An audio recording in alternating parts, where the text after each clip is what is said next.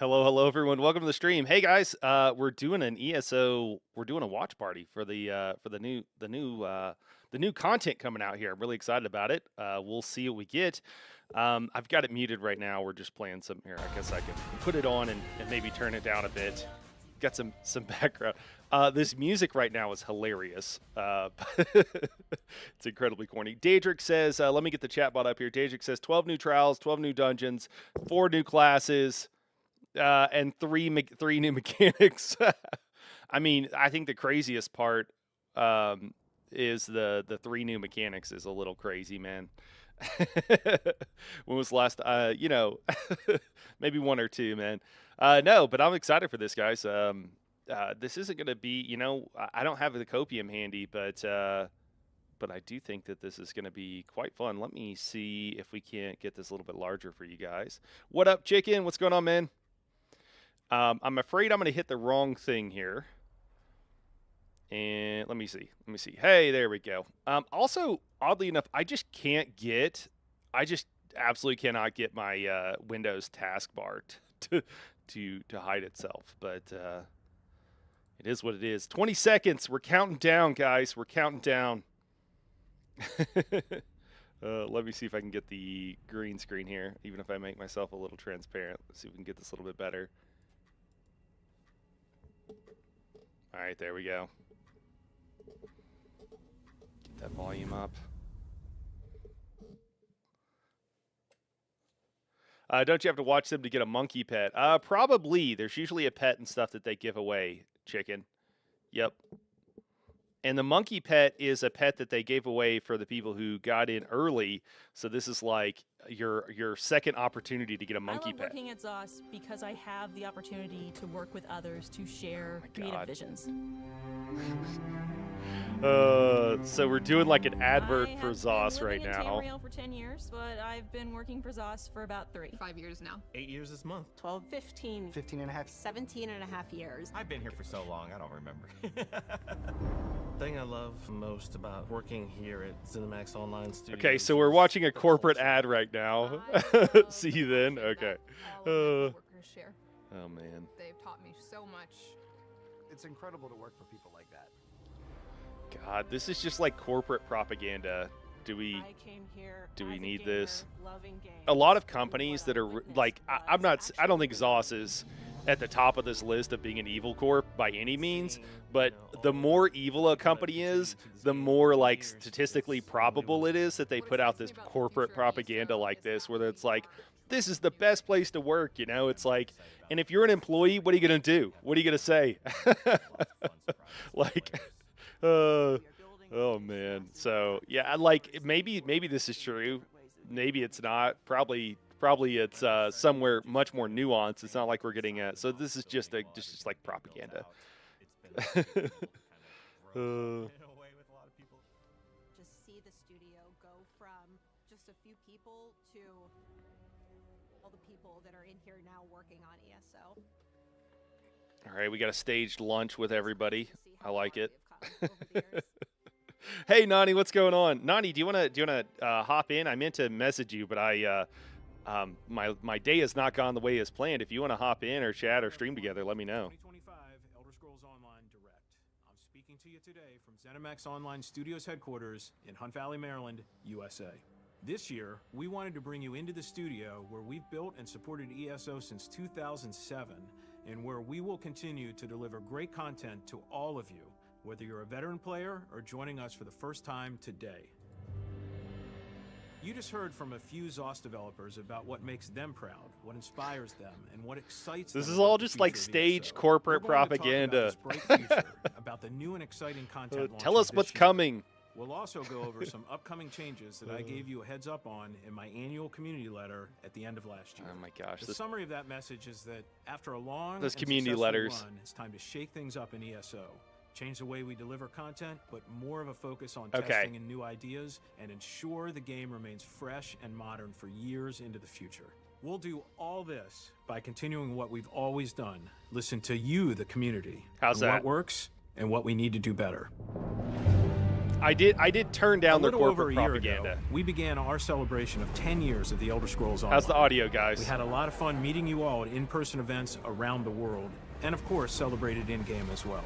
All right, These cool. events have been wonderful and gave Something us might the blow chance out the to look volume, back because at where the I've game got this started turned out way and how higher it's than I ever evolved over do. the years. So From a subscription-only just PC forewarned. game to a modern, multi-platform virtual world enjoyed by over 26 million of you. ESO's success is amazing, but we never take it for granted. You know, they said all those like those live events. I have friends that have like really wanted to go to those live events, and they weren't even. Is amazing, and Tamriel is so packed with things to do. They weren't announced far enough ahead that most people could make them, and so they designed mostly for the people that were like specifically invited. So I don't really think that was much of a community thing as much as a thing for the ZOS employees and their selected like social media influencers that they wanted to come. That's why, as some of you already know, we announced last year that we will no longer be launching annual chapters. Okay, Our cool. first chapter, Morrowind, launched in 2017, and we've delivered a great Elder Scrolls story every year since then. We expanded the landmass, the stories, the adventures, the gameplay in Tamriel, and we've done so with a specific rhythm that you could count on. After 8 successful chapters, we've heard your feedback about wanting more variety. Things up. Well, we'll listen. We We'll agree. listen. We want to keep telling great stories, but also mix in new ideas. The only reason they were on a schedule is because of finances. They wanted to be able to have consistent quarterly income coming in. That's why it wasn't for us. It was not for us so that we could anticipate something. It was for financial reasons. New content and gameplay systems aimed at enhancing the base game, making everything better for new and returning players. And I just want to say I really don't like being lied to and gaslit like that, and so it just taints everything else I'm going to hear whenever I hear stuff like that. When I know it's because of I know for a fact it's for their own financial reasons that they stuck to those deadlines. And so it just feels so bad to start off with like lying to me or manipulating me, you know? And a lot of people won't realize that that's what it is, but it is 100%. Revamping the game's PC UI, refreshing the PC patcher, and even some new things that we know you'll love that will be announced in this show. We're very excited about all of this as it gives us the ability to address long-standing player feedback. That's why ESO has such a bright future. The changes we're announcing today are a mix of old and new content styles as we transition away from chapters. We'll learn by experimenting by being more flexible as a development team. We'll make adjustments and we'll launch new content, but we will always work as hard as we can to keep Elder Scrolls Online fresh, fun, and memorable, just like we've done for the last decade. In a moment, I'll turn it over to Rich and Susan, along with other members of the ESO dev team, to share more details on this year and beyond. But before I do, one final thought. All of you who watched our trailer at last year's Xbox Game Showcase probably noticed that the trailer was something new. Instead of concentrating on a new chapter or a new system, we talked about ESO as one big virtual world and told the world that you belong in it, along with that great song by Pat Benatar. This was exactly as we intended. ESO is so much more than the combat and flashy effects that we often show in our trailers. It's warm, playful, it's dark and light, challenging and fun, but most importantly, it's inhabited by you. You are welcome in Tamriel, and we all belong. This idea of you belong will be the center of everything we do going forward. You'll see it reflected in videos, in art, and in other ways that we communicate with you. But it's always been part of the game itself since 2014. We're just going to make it a part of everything we do going forward. Welcome to the future of the Elder Scrolls Online. You belong here. Laugh track. I don't know what "you belong here" means, but sure, okay. Okay, Rich, we have got a lot to cover today. So, where should we begin? Well, even though I've known you for a good decade now, you're kind of a new face around here, so let's start with you introducing yourself. All right. So, hello everyone. I am Susan Kapp. I am the executive producer for the Elder Scrolls Online, and I am happy to be making my first ESO Direct appearance as part of this team. So, Rich, do you want to introduce yourself too? Sure. So I'm Rich Lambert. I'm the game director on ESO. Most of you know me as I've been with ZOS since the very beginning, and I'm still honored to be here today, more than 17 years in. Change is a constant, not just here in the studio, but in the games industry overall. And as we sat down to think about the 10-year anniversary of The Elder Scrolls Online and the future ahead of us, the need for innovation was something that we kept returning to. To us, change applies equally to both new content and existing content. So in the name of change, let's start with one you've already seen tested, Cyrodiil Champions. Cyrodiil Champions is something really special as a way for us to truly experiment. Everyone is the same, everyone uses the same abilities, no matter how long you've played the game. It is an opportunity to stretch and experience large-scale PvP. For those not familiar with Cyrodiil in ESO, it is a massive zone for large-scale player versus player combat. It's the epicenter of the Alliance War, where players compete for control of resources, keeps, Hang in there, ultimately zombie. to be crowned Emperor. PvP has always been a huge part of ESO and is one of the first areas we focused on to put our new plans into practice. Our goal is to get Cyrodiil back to having these epic-sized battles that we saw during early launch days, which was this fun, crazy experience for all players without the performance problems that we have today. If you've been following along over the years, you'll know that we've been running many tests in Cyrodiil, and Champions is really just the next step in those tests. It's basically trying to get to the root of why we have experienced laggy conditions from time to time in Cyrodiil. We wanted to do a test that really got down to the nitty-gritty of what we believe is the issue. ESO, when we first launched, being able to hop into huge PvP battles is one of the best introductory experiences you could have in Elder Scrolls Online. So being able to kind of visit this and figure out how to get back to those days, that's something I'm really looking forward to. Hey, that's awesome. If you're new to Tamriel or you're returning after a break, we've been polishing that experience this year. We've already updated our tutorial, and this summer we'll be introducing new welcome back features to help you find your footing after a break. Everyone knows if you set a game down for a little while and you try to come back to it months later, you're lost. It happens to the best of us. We have so many features built in since the day we started. This welcome back feature is going to help organize those in a way that players are less confused when they come back in. It's kind of like when there's a new season of your favorite What show up, coming Guppy? out and you need a little bit of a refresher. That's essentially what everybody. this feature is like. Being able to really bring the player back in slowly, reintroduce them to the systems, and reward them along the way for doing that is something I'm really looking forward to, and I hope a lot of players, coming back, really engage with the system and let us know what you think. We've also sent in our talented team of artists and designers to polish up and refresh the world in our starting zones. I'm really excited to run back around all those areas that I ran around when I was a newbie. These areas look brighter and fresher. The water looks clearer. Back in the day, we must have played those starter islands 10 or 15 times minimum. This refresh still makes that experience feel fresh again. So I'm probably gonna make a new character and go back. I don't know about all that. But it does look better. It does look better. As you can see, we're looking at everything with fresh eyes, including the game's original storyline. In fact, that's where we're going next. Back to the beginning with a bold new story to tell. No, I haven't finished the old storyline. It's only been 10 or 11 years.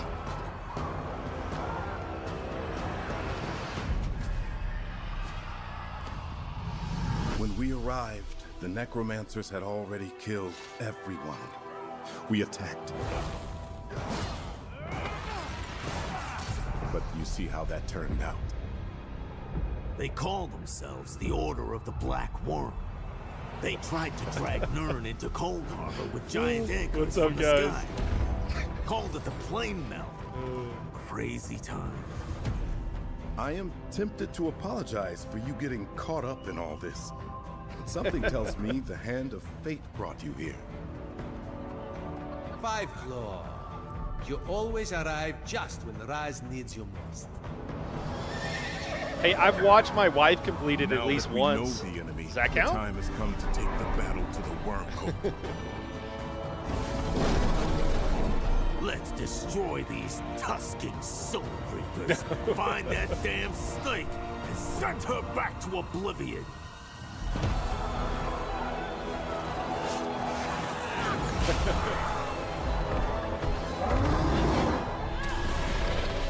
Aeon, that sucks.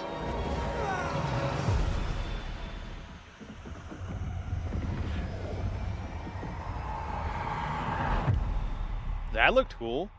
Welcome to Seasons of the Worm Cult. Mwah, chef's kiss. I love that we are continuing stories that we started from way back in the day. I was a part of the original design team that worked on some of the main quest stuff. This is a continuation of that story that's just kind of lingering and waiting for it to be picked back up again. It's bringing back elements of the base game story, but with a twist. This is the sequel to the 2014 base game storyline, 10 years in the making. And whether you played the original storyline or not, almost every Elder Scrolls fan is familiar with our OG big bad, Oleg Ball.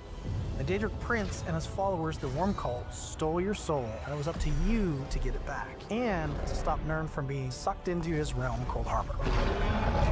In 2025, the Worm Cult returns, seeking revenge, and you will travel to a brand new island, Solstice, where evil activity is surging. Why or how the Worm Cult returned is a mystery that you'll need to figure out. We hope you're up for the challenge. I hope it's a challenge. Rich, how I hope it's a amazing challenge. is it to be able to push forward That would be the cool. very first storyline that you ever worked on here? I'd be lying I just if I said I knew just we'd don't be want here it to be a 17 years joke. after we started this thing, but it's a huge honor to be a part of such an amazing team. Most of our updates for this year will be part of Seasons of the Worm Cult, but they won't come out all at once, like we've done in the past with our chapters model. As the name implies, we'll be delivering on a seasonal cadence. Throughout the year, Seasons of the Worm Cult will include a mix of theme story content, dungeons, and an in-game event that I cannot wait to fill everyone in on. The story begins in June, sending you to Solstice, off the southern coast of Tamriel. With Solstice, we are kind of getting a chance to explore something that I really enjoy about Yeah, ESO, zombie. which is kind of digging into those nooks and crannies where the different cultures and myths and stories overlap. Solstice has a very interesting history and visual style. It's home to a number of races, predominantly High Elf and Argonian. On the western side of the island, it has this clear Caribbean vibe, with a bright and tropical aesthetic, giant Hey, this shells, looks great. and tropical forests. Juan Carlos is As on you point explore today. the zone, you're going to stumble upon even more magical and fantastical environments. That looks cool. The main city in the area is called Sunport, and is run by both the Coralania Elves and the Tideborn Argonians. It's this weird sounding mix, but as you learn more of the island, it's all going to make sense. I don't hate Argonians. I feel like they're a little misunderstood. I like Argonians because I like the underdog. They get this kind of connotation about them, so I'm like, yeah, let me show the Argonians some love. They are quirky, they are unique, they have a wonderful, rich lore, they have a great sense of humor. I mean, I personally love the fact that we're pulling our Argonians out of the swamp and into a tropical island. The main city of Solstice is Sunport, and it's a beautiful port city where Argonians and elves have kind of worked together. Yeah, guys, Twitch drop should be on, but only on Twitch. The architecture. We had the Thanks, Nani. big, sprawling, fantasy-like Altmer architecture that I have come to love from the base game and beyond. But it's built on top of this beautiful Argonian architecture. And my immediate thought was, something has happened here. Something a little sinister. It's actually a combination of a lot of Argonian and Altmers who are outcasts from their various clans that have come here and established colonies. There's even some Nord stuff in the north and a new type of Argonian architecture and tribe that we've never seen in our game known as the Tideborn. On top of all that, we also have a bunch of fun stuff like a magical carnival That's where people cool. go in and may not ever come out. Into old Daedric ruins that will have little mysteries that will uncover that'll lead further and further into the story as it unfolds throughout the year. A visit to Solstice isn't a tropical vacation. Caribbean sun, ocean breeze, sandy beaches. Greenery and flowers, and the water's nice and clear. But there's also all these things trying to kill you. You have to have your sword and shield ready.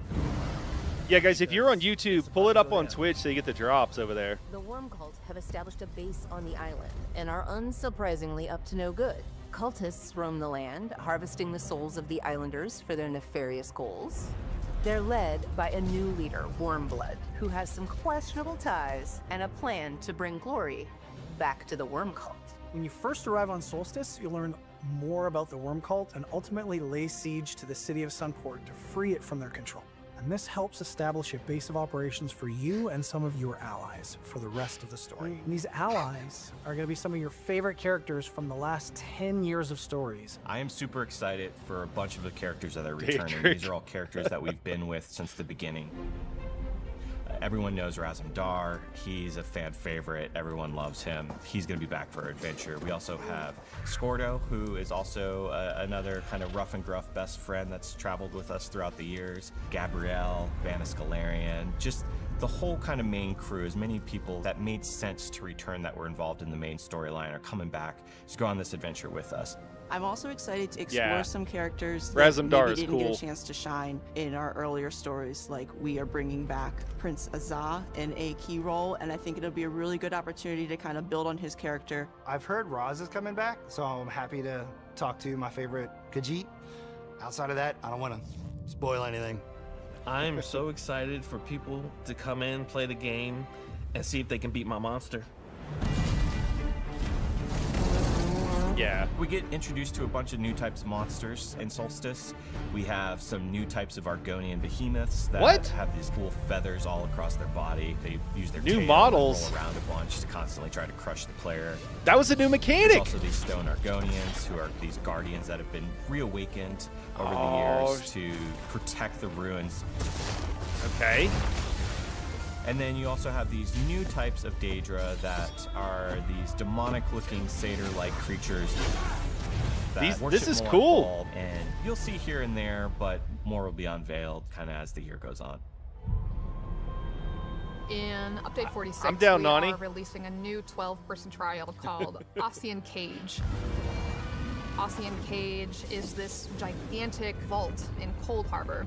This vault holds a powerful Daedric relic. It absorbs pain and suffering and transforms that into power. Naturally, Molenbal's Daedra really want to get their hands on this thing. You, as the player, need to infiltrate the vault and destroy the Dolores Sista before Molenbal's Daedra can use it for their Doesn't look very nefarious good. purposes. Like, as far as this looks really boring. Cool. We have a lot of new things that the team is trying and some really exciting rewards. I know not everyone plays Dungeons and Trials, and a lot of players might be a little nervous to play Trials, but I really want to encourage everyone to just jump in. They're really fun, and hell yeah. players are really excited to teach new players the ropes. Yes, we are. I love it. I love it. Give Trials some love. Finally, we've got a few more things coming in June. Yeah. One that just might blow your mind. New Trials. Especially for our more combat-focused players. And that is subclassing. Oh shit, it is coming. Is What? a brand new way we decided to help players build to their player fantasy. We've gotten a lot of feedback over the years about classes, balance, Yeah, you have. especially class And we've change listened to none of it. We're excited to finally be able to deliver on that feedback. That's awesome. With subclassing, you're going to be able to get much more freedom on how you build your character. Hey. Specifically, you're now going to be able to utilize skill lines from other classes, all without having to re-roll a brand new character. Once a player hits level 50, they unlock for their entire account the capability to add and remove Daedric. skill lines from other classes that they see throughout Tamriel. If you created a character day one of launch and fallen in love with it, you can now experience classes like the Warden, Necromancer, and Arcanist. You can mix and match and swap those skill lines to build any combination. Before, we had 7 possible classes to choose from, which you make in your character creation, and now there are over 3,000 different options of combinations for skill lines that exist in the world, and you can use it with your existing characters. Okay. Now you can really dive into That's gonna be making a nuts. character, expressing the way that you think they should play in the game, and making it your own, and that's super important to us. I know a lot of people internally have talked about making an elementalist, taking a little bit from sorcerer, a little bit from DK, and just sort of blending in that the fire and the lightning, and that kind of possibility just is so exciting. Nah, zombie, because they changed PvP, My man. goal with subclassing is going to be to have on screen as many critters and companions as possible and build myself a small army. Subclassing is actually going to share all the work you've contributed account-wide for the first time ever. All your skills and progression is account-wide for subclass abilities. And if you haven't played in alternate characters, we have methods to unlock skill lines that you may not personally have experienced. This is only scratching the surface for subclassing. Stay tuned for more. Yeah. Our next content release arrives in late summer. We'll continue the Seasons of the Worm Cult story with our biggest ever initiative aimed at bringing the entire community together with a single shared cause. This is really cool and something we've always wanted to do. And it kind of gives new meaning to the phrase hitting the wall, because there's literally a wall dividing the island of Solstice in two. And that's ground zero for this world-changing server-wide event. The first time players see the writhing wall, it's going to stand out. It is this massive conjuration constructed of raw souls that have been blended together into a soul-juiced concrete, and it completely blocks off Eastern Solstice, where the Worm Cult is staging their invasion. To be able to see all the players come together and tackle a challenge that we've never thrown at them before, and that's really going to need all the community behind it. For the first time, we are going to be inviting all the players on a server to participate in a story together in real time. Let's hope in the it's Writhing Wall challenging. event, the Fellowship of Stirk has joined forces to stop the Worm Cult invasion of Solstice, but they need players to help. Your activities will have real impacts as you defend the siege camps, improve the camp defenses, and build a weapon that is capable of taking out the Writhing Wall. Being able to see players contribute and fight against lots of nasty stuff coming their way, that's really going to change the world around them.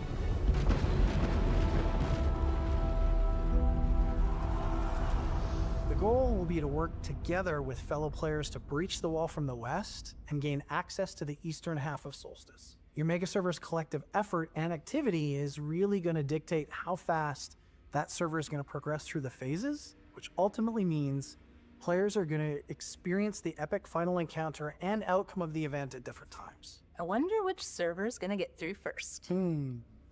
Of course, the story doesn't end when you break through the wall. The second half of the Worm Cult saga arrives in our final update of the year, which is in the 4th quarter. You'll head to Eastern Solstice, and while we don't want to spoil too much of what happens here, Tropical Paradise kind of comes to an end. This region's feel and vibe stands in stark contrast to the bright colors of the West. In the East, you'll embark on a journey to unveil the source sustaining the Worm Cult's seemingly limitless army. You'll need to forge new alliances with ancient peoples and prepare your final assault and climactic battle to defeat the Worm Cult threat and its soul-harnessing Just beam the wall. That's a lot of new content and new ways for you to be part of the ESO fam. We've also got a new way for you to jump in and play this year, the Content Pass, which for the first time bundles together everything that we're releasing in the year. That means when content launches across any of our 2025 updates, you'll immediately own it and you can enjoy it right away. So there going to be a dollar now amount attached? So, Rich, we have They usually covered a give lot the of ground dollar today. amount, I thought. Yeah, and it's all been exciting and energizing. Unless I'm remembering stuff. that wrong. That, by the way, kicks off today with the Seasons of the Worm Cult prologue quest that's available right now. As Matt promised, we're embracing change here at ZOS, and we'll continue to push ourselves to make incredible and entertaining experiences. We might actually have to do this also prologue support quest. our amazing ESO community. Maybe Nani will do Future it with me. seasons in ESO may actually run as long Yeah. as this year's, or they may be shorter, say 3 or 6 months each. We're also exploring a variety of themes for these, including what we call remix seasons, an approach to a season where we revisit storylines and regions, and maybe we mix things up a little bit. Any hints you want to share on that, Rich? We know? Oh, Anyway, did you guys we've see got a lot Did you more guys see the questions, hand? Including ways Did you guys to see get the hand even pop closer up? with all of you in the community, so that we can do even more things together. In fact, stick around for a post show where we'll share more details on how you can join that conversation, interact directly with us, and have a real voice in the future of ESO. Elder Scrolls has been part of my life. What'd I for miss, Daedric? What'd they almost say? 16 years now. I I'm missed lucky it. enough to be able to talk directly with our players in our community and hear so many touching stories about what our game has meant to them. We are always talking Yeah. about how you are the best community we could ever ask for. They don't mean One me. of my favorite memories was having the opportunity to bring together two players who found love in Tamriel. I'm critical, and they don't like being became critical. A witness to their marriage here. The players that continue to play ESO day in and day out, we love your passion, and we want you to keep being passionate with us, because we love the game and we love that you love the game. Thank you for engaging in this world that we get the joy and privilege of making. Well, and the multi-class thing is coming This from world, this universe that is we coming from created another game still as well, amazes Ashes of me. That I'm Creation. just like, oh wow, I did that. Yeah, that's It really means a lot to be able to be a part of something like this. ESO means so much to me. Sorry, I'm just gonna start getting emotional again. okay. Thank you to the ESO fans, to the players. We are so lucky to have you. Being able to draw upon 10 years of stories that we've done to kind of usher in a new era. It's going to be a really exciting time for the world of Tamriel, and I hope everyone's ready. Buckle up, because there's going to be a lot of twists and turns. I'm most excited that adventures in Tamriel will never be the same. Over the last decade, you've invested so much of yourselves in the world of Tamriel. You've explored and adventured, you've fallen in love, you've grown guilds, and you've fought battles. You've decorated your home or many homes. Tamriel is your world, as well as ours, and we'll continue to engage with you on how to make it even better. We've built this together for over a decade now, and we're committed to a strong future together with you in the Elder Scrolls Online, because you belong. From all of us here at ZOS, thank you. See you in Tamriel. All right.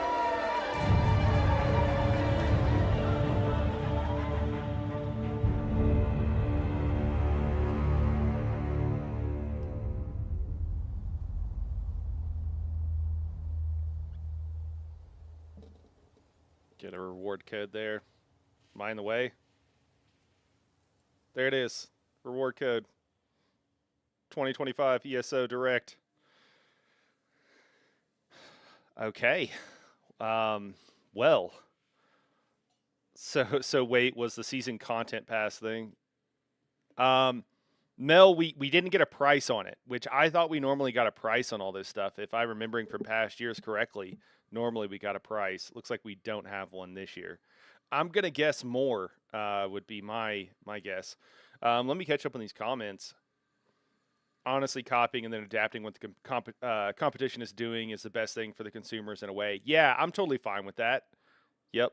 Okay, we can just pause this here. Yeah. So we might go back and take a look at some of this stuff, because I think there were some interesting things there. What stuck out to you guys? What's popping in your mind? At least we're not building the wall. Yeah, there we go, Daedric. Dude, Daedric and Juan Carlos and a few of you guys were just cracking me up during this thing. Had some hilarious comments here. They did rework PvP by killing it with subclasses. No, Zombie, I think that, so yeah, man, I think you might be misunderstanding things, or I am. So the PvP is going to be its own thing with the new changes they've made, which have fixed the lag.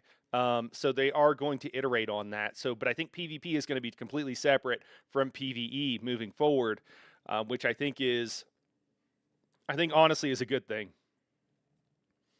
Okay, let me see what else we got here. Just check this Steam, same as the X Pack without the collector stuff. Oh, okay, so it is on Steam. Maybe they recorded this early and they hadn't decided on the pricing. Juan Carlos is indicating. We can check on Steam real quick. Let's just pull it up real quick. How do we see DLC? Would it be here? Let's see what we got. Is it on here? Elder Scrolls Online 2025 Content Pass, $50. Okay, 50 USD at least for somebody in my part of the woods. Yeah, I think everything else is not new. Sure. Cool. All right. So yeah, there it is. We'll blow this up a little bit. That did not blow up any of the actual content, did it? Let me see. Is this treated like a web page? Can I? Oh, nope. Cannot do that. All right. Well, I guess there it is. Let me see here. Mel says, but it's one price to get the year's worth of content. How is it different from a chapter purchase? What if you don't buy it? These are all great questions, Mel. I don't know at this point. Maybe someone else picked up on more than I did. What's up, Terrell? It's good to see you. Zombie Jesus. All right, Sorceress of Zench. Why does the new trial sound like a new Dread Seller remake as a trial? Yeah, I mean, let's talk about the trials because that's a big thing that we do here. So it sounded like so there's I don't recall her name. She appeared about a year ago on I think the dungeon team. Yeah, this person right here. I'm sorry, I don't recall her name, but she's a believer, and I tend to believe in what she's trying to do. She plays the game a lot. We've definitely seen that. She was helping carry Rich through the Endless Archive when we first saw her, and it was really cool that she's encouraging people to do. So first off, a couple of things. When we started off, they were talking about PvP. For every year that I can remember watching these things, people spam PvP in the chat and then get like banned or blocked or whatever by ZOS. So they started with PvP. I thought that was really cool. They have updated Cyrodiil. So we talked about this too. For those who caught the live stream like a week or two ago, we talked about like the future of ESO, and I actually think that it's a lot better than a lot of people have been feeling it was going to be, and we've gotten indications of that. So them leaning into PvP, that they're trying to fix it, and it seems like they're on the right page.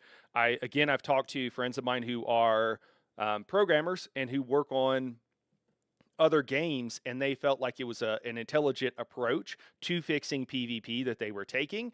Everything at least sounded good. Now, execution could be poor, and that can ruin everything, but at least the core idea is good. Contrast that to the Endless Archive, where the concept of how they kind of decided things kind of hobbled it from the very beginning, and so whatever they built on it was never going to be as good as it could be. So a very stark contrast. They were starting with the right idea, at least as far as the players are concerned, or at least as far as I'm concerned, as a player, and I think many of my friends. So that's good. And then, also encouraging people to actually do trials. That's awesome. Like Daedric said, like it only took them 11 years for them to encourage people to do trials. I think what they really need to do is they need to tie the trial into the storyline. And they want people to be able, people complain that they want to be solo and they want to do the storyline solo. The hardest content in the game is trials, and it makes sense. The pinnacle of that of the storyline would be a trial. And you can do it on normal, but it makes sense in an MMO. I think that the people that really want to play solo would complain. They would be mad, but they would also probably do it. And they would get together with people and they would go through and they would do story mode on the trials. I think it would be a great way of doing that. So personally, but it doesn't seem like I didn't get any indication that they've changed their mind on that. I will say a couple of things on the newest trials, and then I'm sorry, I will catch up on chat. I just want to talk about some of this while I got these thoughts in my head. So a couple of things on the newest trials. So when when Sanity's Edge came out, it's literally like they just copied and pasted certain zones, certain areas. So it's Alinor, right? They just copy paste it when you first walk in. Like the last boss is basically like a dungeon, and so they copy pasted a lot of stuff, and it was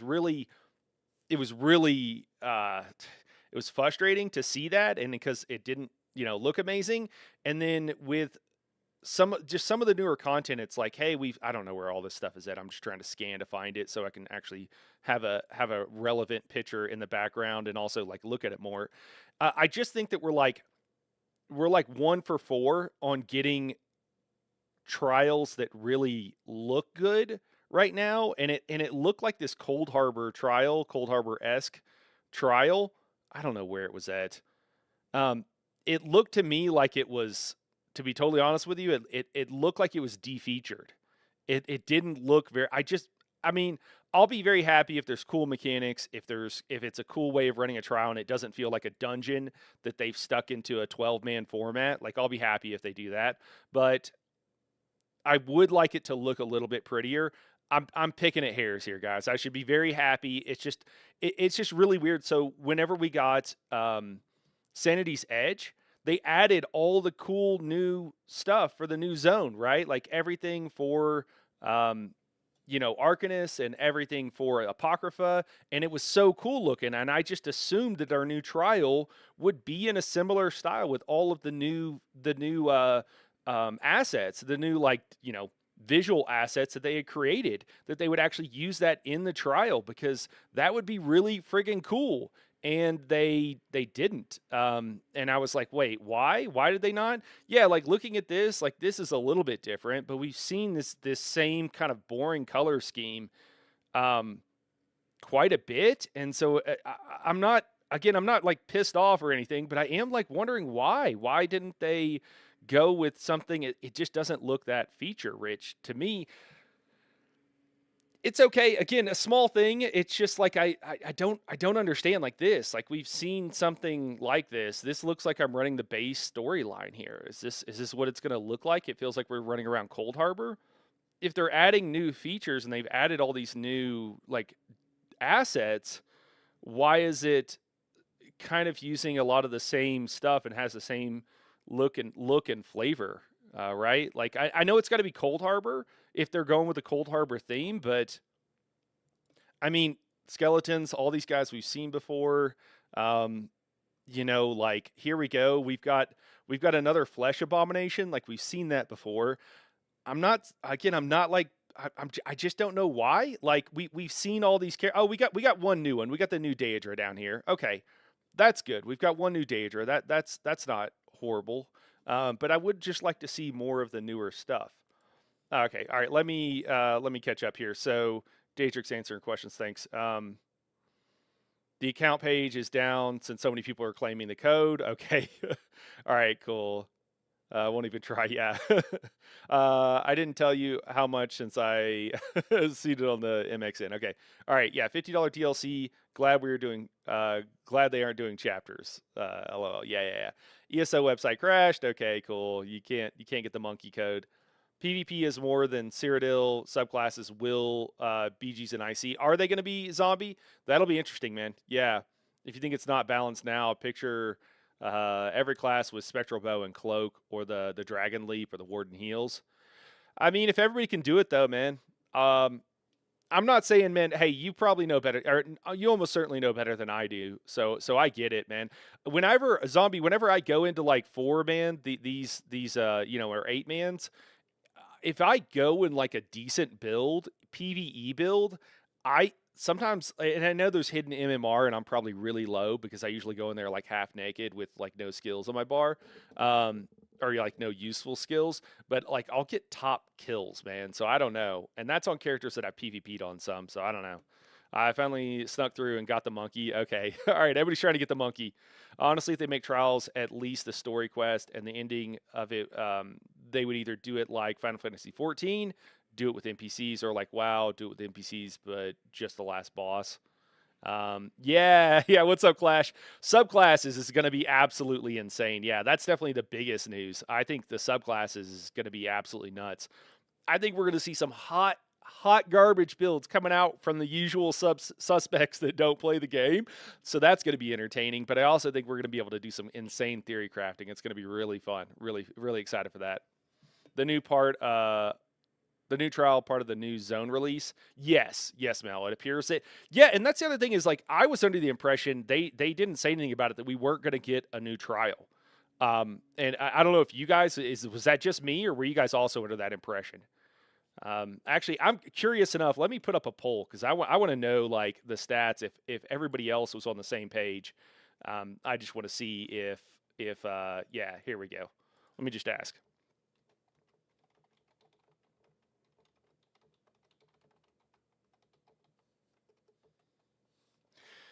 So yeah, did you think we were getting a new trial? And this is like before a data leak or anything. I know that came out a little bit ago where we had some. We were able to farm some info.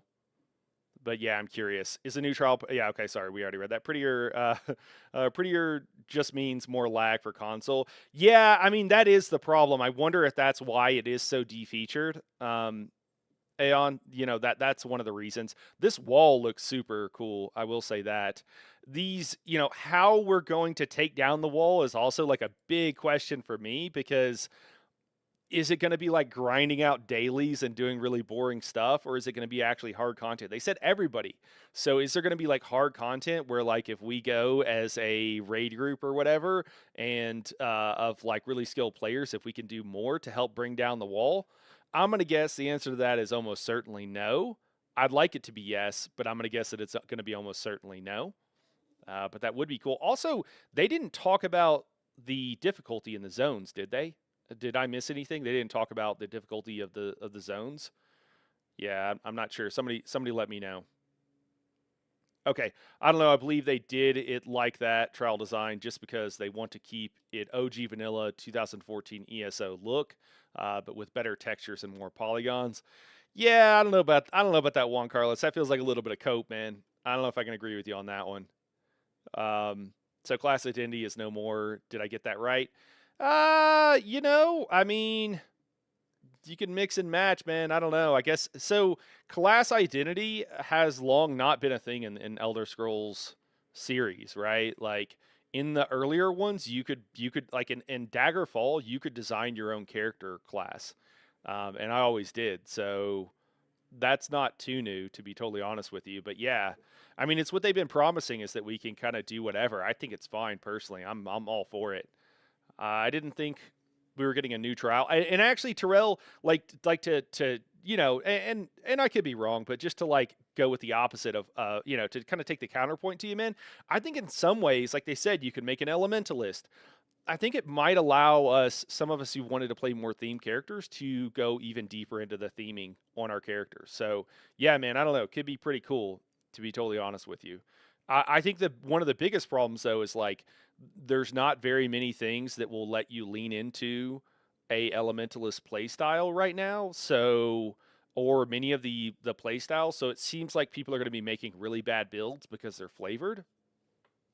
And I wish there was a way of like making a really interesting class, but also making it like 90% as effective at least, you know, because if you're doing all 4 damage types, there's a couple of things. I mean, you could take like an Arcanist ability to all their status effects increased, you know, or increase. So I don't know, man. We'll have to see, but I think probably, I don't know, it probably won't work. There's also the problem with a bunch of, when they do this, there's a bunch of old sets that aren't working right, like Drozakar, which is supposed to give you extra increased weapon and spell damage for each dot. If I'm remembering the right set, I think it's Drozakar. On an opponent, well, that doesn't work at all with scribing. So all the scribing skills that you can make bleeding don't proc it an extra time. So they just never fix it. So I think there's going to be a lot of that as well. We'll see. Nani says, I didn't think we were getting a new trial. Yeah, we were up to like 80% of people were like, no, we're not. I didn't think we were getting a new trial, and now we're at 70%. I guess I also wonder that the people that thought we were getting a trial, I wonder if some of you guys were just assuming because we get one every year, as opposed to like actually going off what they said, because that could also change things a bit as well. And actually, it's going down the more people that vote. So I'm just curious. I don't know which direction. So the poll might tell us quite as much as I was hoping it was going to. But I'm curious, if you said, yeah, you were expecting a new trial, maybe let me drop a comment and let me know if you were thinking that because that they do it every year, as opposed to like having heard stuff and thought that they weren't going to. Zombie G says there was barely any class identity before adding subclasses. This is sad. Oh man, I'm sorry. I'm sorry to hear that some people are really bummed by this. I think the decision was made to swap to seasonal content, was made in the middle of making the next chapter, so we get a trial because of that. Yeah. Daedric has a good point there. It might be that they were already planning it, or some of this, so it could be. That's a good point, Daedric. I think Daedric might be onto something there. Would not be surprised if they stop next year. Okay. Did they fix? Did they mention? Where Moogle asked, did they mention any fixes of lag issues? Yeah, nah, man. Nah.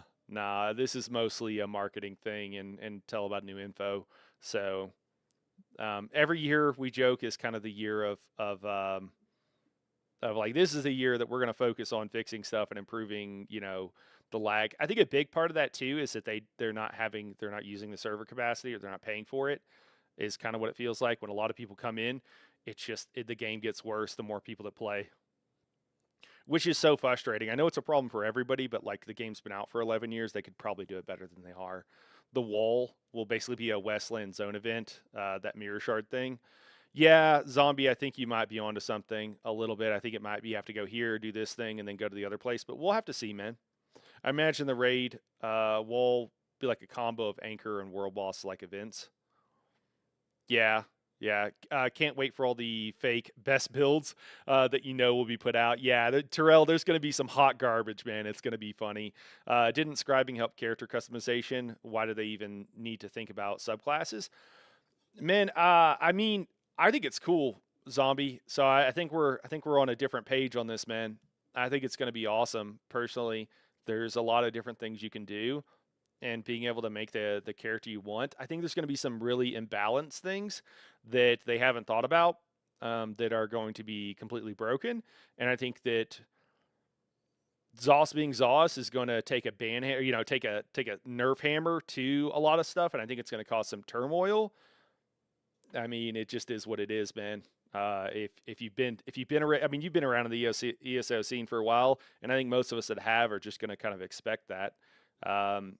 Yeah, so Templar Healer with green balance skill line sounds awesome. Yeah, well, I think that's the cool thing too, is like for PvE, and like, you're going to be able to grab different buffs and everything from a lot of different places, and that could make things like, I don't know, could make things super cool. We'll have to see. What up, Crafty Pappy? Juan Carlos says 100% unkillable best DPS build. Yeah, we're going to see that kind of stuff by people that don't even play the game. They never said we weren't getting one. Yeah, Sooner, they never said we weren't getting one, man, but they also kind of implied that they didn't say we were. And it's kind of like, that's a huge thing. And for the in-game players, right, the people that run trials a lot, we just, like, we're looking forward to it every year. The main thing I look forward to every single year is a trial, and they mentioned dungeons and they didn't mention a trial. So, why would they not mention it, right? Like, why would they mess with people? And like, I think a lot of the people that have actually been paying attention did get that impression because they didn't mention it specifically. Prophet says, I was expecting one. This was, I was hoping it would be bundled into ESO Plus. Okay. Yeah. What's the subclasses? Yeah, we should get in there and talk about it. 1 second. Where Moogle will get into it. Once we take the wall down in Solstice, we can find the Worm Colt's ultimate weapon, which has been assaulting the servers all this time. Oh, Ratman. Gosh. Ratman, it's good to see you, by the way. Winter is coming. We must destroy the wall and defeat the Night King. Sounds familiar. Yeah, man. Dude, most of the stuff in ESO is taken from other things. It ends up being okay, but sometimes it is a little eye-rolly with the lack of originality. For PvE, yes, subclass are coolish. Okay, all right. Zombie's just worried about PvP, man. I'm sorry. How many classes are going to pick Temp and Necros Wardens for a subclass? Yeah, we'll have to see. Maybe I'm just jaded since it's Zos. Yeah, I mean, that's fair. That's fair, Terrell, to be a little bit jaded. The data mine was a trial. Yeah. In the data mine, we found out that there was a trial coming. So we've known before this, but it sounds like 56%. If I left that poll up for a long time, I guess we only got 16 votes, but left it up for a while, and a little bit over half the people didn't think we were getting a new trial, which we get one every year. So in theory, we would all be expecting one. But I think they did some things to indicate to us, sooner that we weren't going to get one, which is why a lot of us thought we weren't. So yeah, by omitting, because one of the things too is they're never going to come out and say, no, we're not going to do this, because we'll all be disappointed. It's better for them marketing wise to just not mention it. And so we have to, kind of read between the lines. Hopefully there'll be more than a year. There'll be more than one a year from now on. Are you talking about trials, Prophet? Dude, that would be so awesome. I would be so excited. And I love that they're pushing it, because every other, I think that there's very little chance of that. unless they get much more popular. But they're actually pushing for them, man.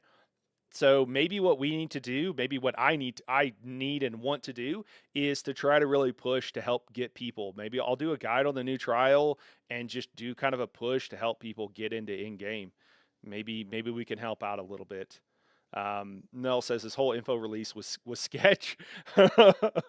Tell me more, Mel. What do you mean? Yeah, they're stoked about the new Argonian. Are you stoked about the new Argonian content? Yeah, the new Argonian content looks dope, Guppysaurus. Yeah, I'm really excited for that. I like the new Argonian behemoths that they're adding. I like that we got the guys that look like they keep their eggs in salt water. It looks like to as they mature. Hey, Disco, what's going on? You place the code in the redeem section and it says taken. It's probably just bugging out, man. I'm not really sure. It looks like Guppy or someone is going to help you out there if they can. Oh, they already did. Okay. Yeah, okay. They said there's a bunch of people experience errors. Just try again later. Yeah, I think we crashed their webpage. We had so many people. Juan Carlos says, honestly, I see both sides for subclass. Yeah, the best combination will emerge just like everyone expects it, but it doesn't mean that there aren't any other combinations that are just as good. Yeah. I will do all I can to get more into trials, Nani says. Awesome. Cool. Well, Nani and I and everybody in That Was in the Boss Discord will be all about. I mean, we've been trying to get people into trials for 3 or 4 years now, and we'll just keep going. Prophet says I'm super hyped for subclasses. I was thinking it was coming as soon as the new companions came out. Okay. Mel says I asked Mel, she said this was kind of sketch. She wasn't, she said, I don't know. I didn't appreciate how they made that forum post with no details, delayed the reveal from January to April, expected the player base to not doom and gloom and feel like they were glossed over things really quickly here. Yeah, Mel, 100%. Like, I'm with you on all of those things. That I've come to expect it. I think those of us who follow this stuff really closely and have for years, we kind of, it's hard because when new people come in, or I say new people, when people come in who haven't seen how ZOS communicates, you might feel like those of us who have been paying attention are a little bit doom and gloom and are a little bit negative on it. And it's not. It's just because we've had bad experiences, like we've had that bad experience. So it's hard to trust again. It's hard to be like, yeah, no, they're going to do the right thing or whatever. So yeah. Get those more trials, get those pug runs going. Moore has a PTS run up for next Tuesday, X up. Oh yeah. You know what? Dude, I was going to do one. Did he put one up? Is it coming out on Tuesday or is it coming out on Monday? In the past it's come out on Monday. Is he doing it for Tuesday? He better save me a spot. Because we'll do several for sure on the PTS and to run through everything. Well, let me just make a note, guys. I got to do something with the guild real quick. Raid leads should get priority no matter when they X up. All right. Unless we need to split out and do a second run. So it looks like next Tuesday. Is it coming out on Tuesday? Monday. It is Monday? Okay. Never mind. I'm going to do one for Monday as well. I'll put one up. Or Nani, maybe Nani, if you don't mind, could you put one up for us for Monday? And it'll be, we'll just see how it is. All right, got to head to work. All right, we'll catch you later. Less doom and gloom, and so help me, I'll cause the chaos. Hey, man, I'm not going for doom and gloom. I'm really not. My ESO account is 10 years old in July. That's cool. Okay, so let's talk about some of this. Wait, hold on here. We got one more. Do you want your trial pugs to start on DPS or any role is welcome? Any role is welcome, Prophet. We have some requirements that probably need to be refreshed. For PTS, it's usually whoever can join. Our requirements are set absolutely as low as possible. We're PCNA predominantly. We have some people from other things, but we don't usually run trials in those or do any organized content. Those people just kind of drop in and say hello and we talk and whatever. But yeah, our goal is to keep our requirements as low as possible to help as many people get in. And yeah, we all get carried a little bit at first, and that totally happens. But yeah, man, we're pretty chill. We don't want you to come in unprepared because you'll have a bad experience. That will cause problems. you know, you'll not, people won't enjoy themselves. That's the problem that it causes. And we don't want people to like come in and have a bad experience because they were dead the entire time, feel bad about themselves and not want to come back. We don't want that, but that's the only reason we have the requirements. It's really, we try to, yeah, we can talk about some of that stuff a little bit later. Thursday will probably be my run though. Okay. All right. Okay. Well, no worries. Oh yeah, you know what? I have some too, but I might just talk more into not doing it on maybe taking a break on their core. I don't know. We'll have to see. I'll be running it on Monday though, 100% for sure. Okay. So let's talk about some of this stuff. So so someone asked like, what is the new multi-classing thing? So what we've gathered, so what they say there was like 3,000 combinations. Let me see. We need to do a little combinatorics, guys. Somebody help me out with this. Let me see if I can remember my combinatorics. Okay, so we have 7 classes, and we have 3 different skill lines for each class. And they said there was about, did they say 3,000 combinations? So to me, you should be able to pick. I think the math works out there that we're looking at what is that? 21. Pick 3. Is that what we're doing? Am I correct in my combinatorics there? Let me see what that works out to.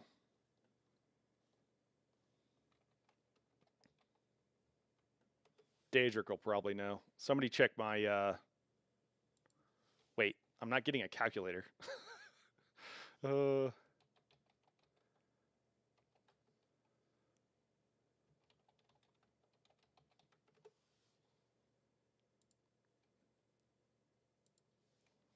right, we got 21 objects. We're picking 3. No, that's only 1,300. Am I right there? There's 7 classes, right? 7 skill lines.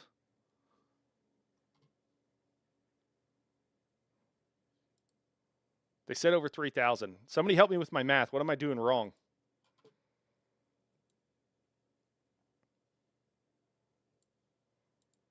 Okay, what do we got here? Knight, you got any new MMO suggestions? Spark, is that how you're feeling, man? Is that how you're feeling about it? Are you not happy about this, dude? We are close on Monday. Okay, Chicken's like, I don't want to. Okay, well, I'll do it before or after, but I'm running it on Monday for sure. Maybe not all skills will be available, at least at first. Yeah, just need to dodge, duck, dive, and dodge. Yeah. That group is incredibly close. It's basically there. Just got to get through the last boss. Well, so the skills here. Was there a section they talked about it? Let's go back to it. It was when. Let's see. Oh, hey, play. Can I not jump to a spot? Yeah, here we go. Was it around here? I'm really excited to run back around all those areas that I ran around when I was a newbie. These areas look brighter and fresher. The water looks clearer. You know, let's just do this. Let's listen back through this and just kind of talk about it a bit. How long was it? I don't think it was that long.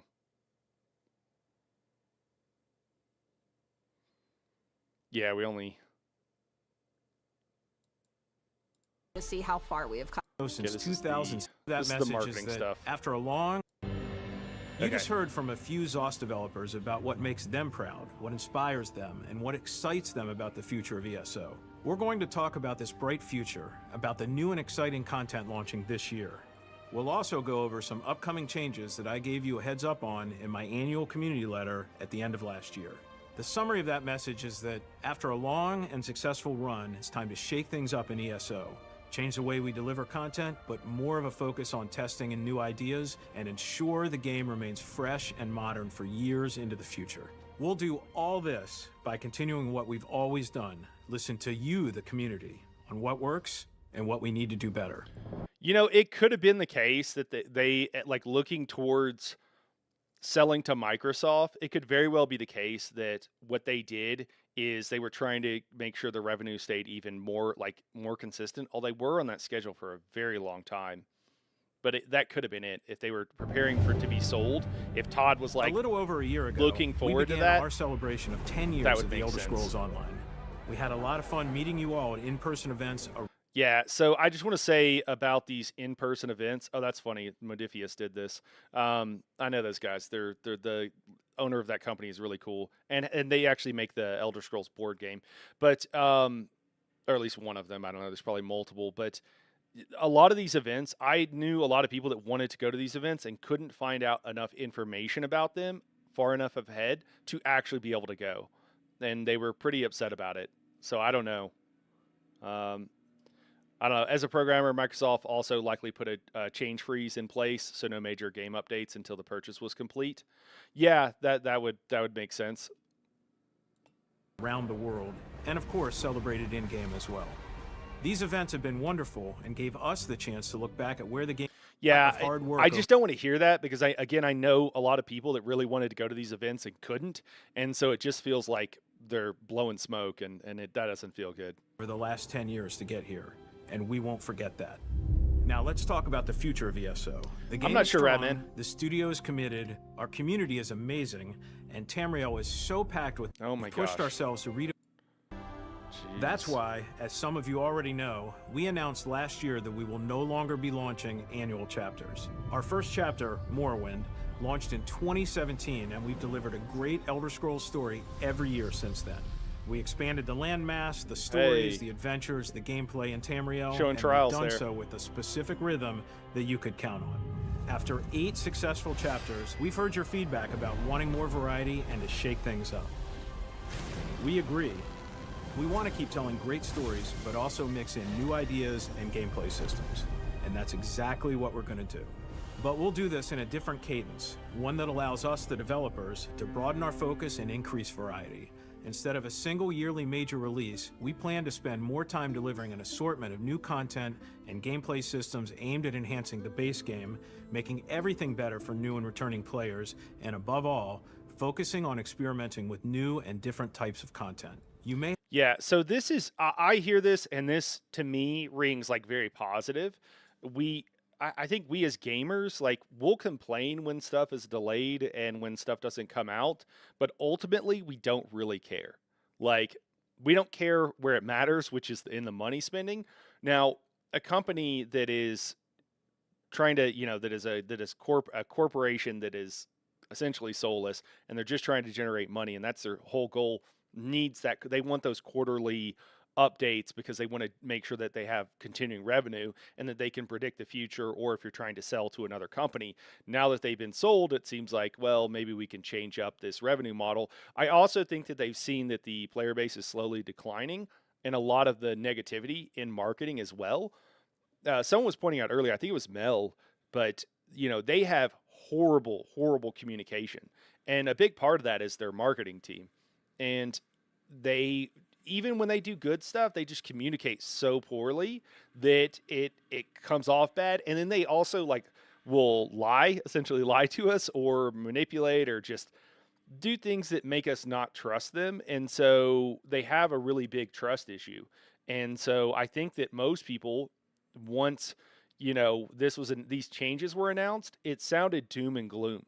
It really did. And I don't think that we've seen direct evidence like these changes to being able to multi-class. I know maybe not everybody likes them, but I think this is overall really good news. And why the hell didn't they allude to that? Why are we just now finding out? So I just think they have a really bad communication issue. And I've talked about this before, but I think that a lot of the top people there seem to have some really, I think some really talented and really great people at ZOS, just like there is in most companies, but it really seems like some of the top leadership has some really poor decision-making skills and really just is all about patting themselves on the back about anything they might do. Yeah. Oh, yeah, they did cancel the celebration, Ratman. Yeah, they did. And I know, I just know a lot of people that were really geared up. They were ready to fly to Europe to go to those things, and they just couldn't find out enough information. some of that should get better with Microsoft in charge. They hate bad press. Yeah, I hope so, Prophet. I think a lot of that stuff has helped with people that are more, I don't know, in some ways I feel like professional coming in. I mean, Rich Lambert basically had to, I don't know if he got formally, but he got his rights to what? He got his rights to, like, you know, speaking and streaming and stuff, like, revoked because he would always put his foot in his mouth. This is like bugging out. I don't know what the deal is here. Every time I pause, it like wants to restart. Upgrades to the starter islands. Let me see. And above all, focusing on experimenting with new and different types of content. You may have already seen some of this in action. The newly revamped tutorial, the graphical upgrades to the starter islands, and of course, how combat looks and feels, revamping the game. It's really weird that refreshing the PC patcher, here we should and go. even some new things that we know you'll love. Hold on. Feedback items like how combat, fun challenges for cool rewards, and we're upgrades to the starter island. Okay, they're telling us about graphical like updates to the starter islands. Like, is some new player watching this? Like, I mean, cool, but they're doing that for them. They're not doing it for the people that are watching. So again, it's a really weird marketing thing, but. And of course, the recent Serial Champions experiment. We've done innovative work like introducing Golden Pursuits that gives you fun challenges for cool rewards, and we're going to keep addressing long-standing player feedback items like how combat looks and feels, revamping the game's PC UI, refreshing the PC patcher, and even some new things that we know you'll love that will be announced in this show. Okay, I mean, there's some interesting back-end stuff like the PC patcher being, you know, that's a deep cut there. Very excited about all of this as it gives us the ability to address long-standing player feedback. That's why ESO has such a bright future. The changes we're announcing today are... You know, one of the things is like it gives us the chance. They always had a chance to address our feedback, and it wasn't worth it to them. And then I think finally they got hit in the pocketbook, which is the only place they really care, and so now they're listening. Guys, you got to vote with your money with video games. You have to. And when you spend money, that's the only thing that matters, okay? Because the other stuff they'll listen to. So if it's an indie company, they'll listen to everything because they just want to make the best game possible. With large corporations, you got to vote with your money. A mix of old and new content styles as we transition away from chapters. We'll learn by experimenting, by being more... With everything, vote with your wallet. Yeah. Well, yeah, and what I mean is like indie games, you vote with your money by absolutely, like pay for it, get in there. But indie companies will listen to player feedback, even if it's not directly related to money, and bigger companies will not. Flexible as a development team. We'll make adjustments and we'll launch new content, but we will always work as hard as we can to keep Elder Scrolls Online fresh, fun, and memorable, just like we've done for the last decade. In a moment, I'll turn it over to Rich and Susan, along with other members of the ESO dev team, to share more details on this year and beyond. But before I do, one final thought. All of you who watched our trailer at last year's Xbox Game Showcase probably noticed that the trailer was something new. Instead of concentrating on a new chapter or a new system, we talked about ESO as one big virtual world and told the world that you belong in it. This is like corporate speak that I'm sure is like important to them. Yeah, real. We're rewatching, man, as I'm pausing to break stuff down a little bit. That's what's going on, man. We watched it live together. Yeah. Yeah, and I don't know, maybe that's not the best thing, but I wanted to catch certain things, and scanning through, I don't think it's the best way. And then we could just talk over stuff when they're talking about nonsense. Yeah, I don't know about the you belong thing, like unless they're trying, it's like a diversity thing, but I don't understand what they're trying to get at here. Like, I don't know, it's just weird. And it's weird to make such a big point about it. You belong here. Sure. Okay. All right. So. Well, even though I've known you for a good decade now, you're kind of a new face around here. So let's start. I'm just trying to get to the important stuff. So part of this team.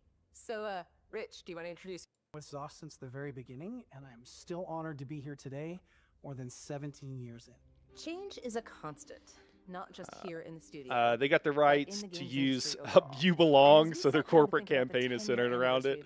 Yeah, I don't know, man. Ahead of us, The need for innovation. Real, Something that we kept returning to. I'm feeling pretty good, man. Overall, you know, it's always kind of a bit of a mixed bag, but I'm super excited about several things. So, yeah.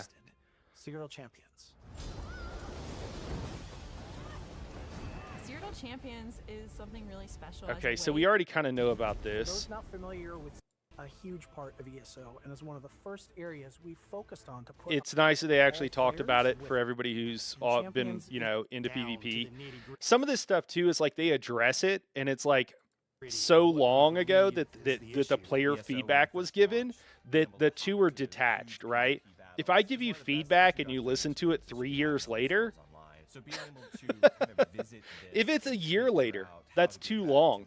And they often talk about how they kind of brag and they feel like it's a good thing that they're so far out with their content schedule. But if you're a year out, it just feels like you're unresponsive. And that doesn't feel good to most players. The other thing is like they updated their tutorial and everything else. Every time they've tried to update the tutorial, it's like they don't understand how to do a tutorial. It's almost always really bad. A good tutorial should feel like playing the game and should be fun and engaging in that way. ESO's tutorials have never been like that, and I don't think that they understand conceptually that that is a core part of a good tutorial. May not be the only way, but it certainly should be a big part of it. I also think that one of the cool things with what we're seeing here is that we're not necessarily seeing some of the same old people on the screen, and I think that that is a positive change. I think some people have been their positions have changed, and not necessarily for, you know, yeah, in a good way.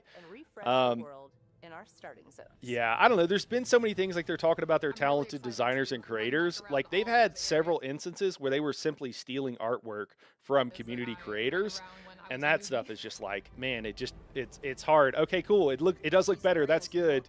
Man, you guys have done some sketchy stuff in the past. Back in the day, we must have they were blasting the song before the direct started. Nice, glad we're excited about. I'm a bit skeptical but intrigued. Yeah, man, with Zos, like it is right to be a bit skeptical. The tutorial of Ghost and of Sashimi, I'm sorry, is really good. Okay. Yeah, well, there's so many. Like it just their introduction and quest ways are just like it feels like 2000s, like early 2000s, and it's like they just haven't got with the times. They started to some on certain dungeons, like where the storyline plays as you're playing through the content, and that works really well, and that's really cool. But that's the kind of stuff where you can just play the game. I don't need to stop playing the game to experience the story. It's just one of those things. But you see how that turned out. All right. They call themselves the Order of the Black Worm. So yeah, this is part of the storyline here. My biggest issue with the storyline is that it's so easy. It's like you're saving, you know, this area or whatever, and you go and you hit 3 buttons and it dies. They didn't address the overland difficulty at all that I heard. Did I miss something? So that's one thing I'm a little bit concerned about. I can't. It's really hard for me to enjoy a story in a video game if it's like trivial, right? Like if the content is just so trivial. And so for me, it's not even that these storylines could be good, but it's really hard to enjoy it when I press 3 buttons and everything dies. You know, if I want a story that I'm not a part of, I can go read a book, you know? And no offense, but the person writing a book has a lot more time to make a great story than do the writers on a video game. So it's really hard for them to compete with that. They didn't discuss the mods any either. Yeah. Well, the mods, I think, are on the way, though, at least sooner. Is there something specific about that? Because they've given like programmers all the info they need to be able to make the mods. And then it's just up to the community if people, which I assume they will make some of them. Prophet says, did not hear them address that when they mentioned increased overland difficulty. It sounded like limited zones. Okay. Many of the main story fights felt like fighting paper dolls. Yeah, exactly. Woe be upon ye, final world boss. Heavy attack Sork using no skills. Yeah. Yep. Ratman's got it there. Yeah. They stuck in Content Pass for $50 on Steam. Continuing stories that we started from way back in the day. Well, you're going to get all the content, though, Red. The main quest stuff. This is a continuation of that story. That's just kind of lingering. Yeah, so they're just talking about story stuff. Luna says, this subclass system will probably be the biggest breakpoint in this game. Yeah, I think it's going to be huge. I think it's going to be really cool. Base game storyline, 10 years in the making. Oh, yeah, no worries, man. No worries. The original storyline or not, almost every Elder Scrolls fan is familiar with our what's going to happen with the mods, just to like talk about it, I guess I can let this play. What's going to happen with the mods is like those who can create mods have had the information, but it's going to take a while because a lot of people are doing that as a hobby or just because they want to. And then there are memory limitations, so like bigger mods, bigger things are not going to be possible on the consoles because of the consoles limitations. This is why, like, I'm not hating on consoles, guys, but if you can, getting a PC is a better deal.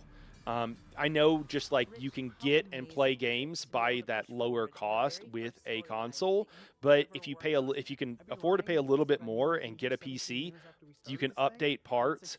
If it breaks, you can fix it. If something breaks, it's very easy to fix. I don't know about you guys, but I've had horrible experiences with like Sony and other, I don't know how Xbox is, but with like trying to get stuff fixed, and stuff breaks more because of the way it's made, right? Like it gets pretty warm in there, and if anything goes wrong, it can just, and then it's toast.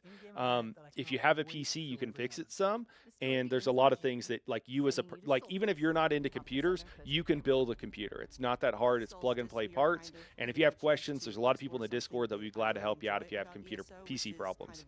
By the way, I don't know if you're still there, but Mother Clucker, are you? I'm sorry, I'm forgetting your new name. Guppysaurus. How's your PC? Is it working better? Let me see what we got here. If you look for subclasses, it's around 37 minutes in the vid. Okay, thank you.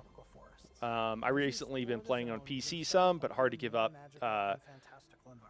Yeah, 10 years of stuff. Yeah, I get it sooner. I totally get it. I'm not trying to like convince anybody to swap over. I'm just saying like it's something to consider, right? Because a lot of console players, these companies want to make things specifically so that they can sell you the hardware, but they're doing it because they can make more money off of you. If you want the thing that's best for you, and so that you're not like locked into a particular ecosystem, a PC is the way to go. And I get that or you can have some people have multiple, and there's crossplay on a lot of newer games and stuff. So things change. I get it. I'm not saying it's bad, but I'm just saying like for your own use, like it's probably a good idea. The new prologue quest is showing some new RP features. Oh, what did I miss, Ratman?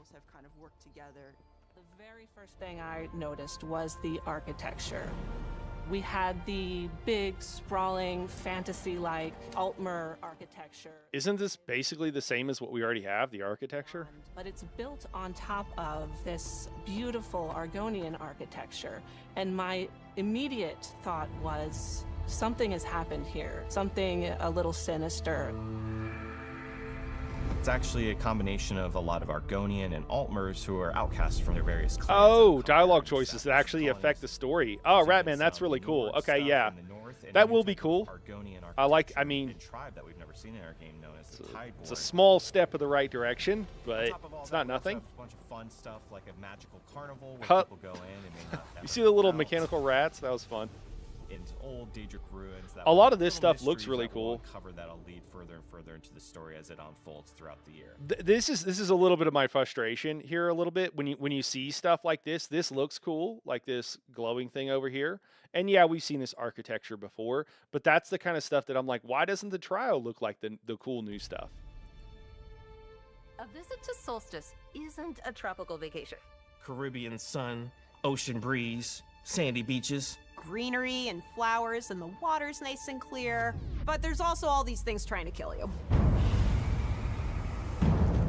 You have to have your sword and shield ready. Because they make it sound like it's a big deal, and the Overland's going to be a friggin' joke unless it's not, right? So it's just hard. It's hard for me to get behind it, guys. I want to believe. Multiple endings depending on the story, your story choices, and since ESO is a mess in the timelines, multiple endings could be canon at the same time. Okay. When you first arrive on Solstice, you'll learn more about the Worm Cult and ultimately lay siege to the city of Sunport to free it from their control. And And this helps establish a base of operations for you and some. Yeah, they're Vaniscalarian, just to shine in our earlier stories, like we are bringing back Prince Azah. I'm so excited for people to come in. Get introduced to a bunch of new types of monsters and Solstice. We get introduced to a bunch of new types of monsters in Solstice. We have some new types of Argonian behemoths that have these cool feathers all across their body. I want to be able to play an Argonian behemoth, dang it. The stories are still kind of fun even when they're easy. That's cool, Prophet. Use their tail and roll around. I am glad that people enjoy them. I don't. And also, like, my wife, for example, just it runs it for her, and she would love the stories. Like, and there's certain zones that she really likes it, but it takes away so much from the enjoyment for us when you can just press a couple of buttons. And she would be someone who like enjoys the story much more than I would. New Argonian Ultimate, Argo Beast Mode. Yeah, yeah, that'd be super fun. I just want an Argonian Behemoth companion. Oh, that would also be fun, Ratman. The one just to constantly try to crush the player. There's also these Stone Argonians who are these guardians. Who knew these guys were coming? But we already have the polys. I have this. Someone was very kind and gifted me these, and I absolutely love the polys. They're really fun. I wish they had a tail, but it also is kind of weird. But it's really fun. That have been reawakened over the years to protect the ruins. And then you also have these new types of Daedra that are these demonic-looking satyr-like creatures that worship Moloch Ball, and you'll see here and there, but more will be unveiled kind of as the year goes on. In Update 46, we are releasing a new... Well, Daedric says, I mean, if you can two-tap most of the evil in the world, wouldn't you be obligated to save everyone? Well, the problem is that they're like, hey, help us, adventurer, and you're like, have you considered just light attacking? Because you could just light attack. You've got a staff. I can see it. Just go light attack them. No, you don't need to have clothes on. You don't need to have gear. Just go light attack them and they'll die. Why do you need me again? What's wrong with you? You're pathetic. What's going on? And so it kind of ruins the story. The new play with the dancer personality is so goofy. Okay. They actually get, I'm sorry, that's actually a great idea to have the behemoths and the big cats, like Casca as a companion. Nightheart explaining to an ESO peasant how to light attack weave. I mean, dude, they don't even need a weave, man. They don't even need a weave. Just treat it like you're a random normal in the dungeon and just like light attack. 12-person trial called Ossian Cage. Ossian Cage is this gigantic vault in Cold Harbor. This vault holds a powerful Daedric relic. It absorbs pain and suffering and transforms that into power. Naturally, Moloch Ball's Daedra really want to get their hands on this thing. You, as the player, need to infiltrate the vault and destroy the Dolores Sista before Moloch Ball's Daedra can use it for their nefarious purposes. The trial is going to be really cool. We have a lot of new things that the team is trying and some really exciting rewards. I know not everyone plays Dungeons and Trials. Some exciting rewards? Are these different than what we normally get? And then I know not everyone plays Dungeons and Trials. Crazy that some people don't even do dungeons. That's nuts. Not every NPC has a left click. Don't be toxic. One of the things we keep hearing is about rewards, and Zos, I wish they would hear this, but the reward, they think that we need rewards, and rewards can be good, and they are good. And we've asked for better rewards. What they need to understand, though, is that if the gameplay is good enough, the rewards literally don't matter. And to me, they focus so much on the rewards and that we have to have rewards that they're not focusing on the right thing, which is the gameplay needs to be really good. And it's something that the top people at the company, I've watched a lot of their interviews, guys, on different live streams when they've done them, and it really seems clear to me that they don't understand this. Mike Finnegan, I think it's Mike. I've seen him say stuff that just indicated to me that he really doesn't see, and he's the guy in charge of the dungeon team, which also does trials and stuff. So, yeah, I don't know. Super perfected gear incoming. Yeah, there you go. Prophet says I'd prefer skins, style pages, over even more sets to destroy. Yep. And a lot of players might be a little nervous to play trials, but I really want to encourage everyone to just jump in. They're really fun, and players are really excited to teach new players the ropes. Yeah, we are.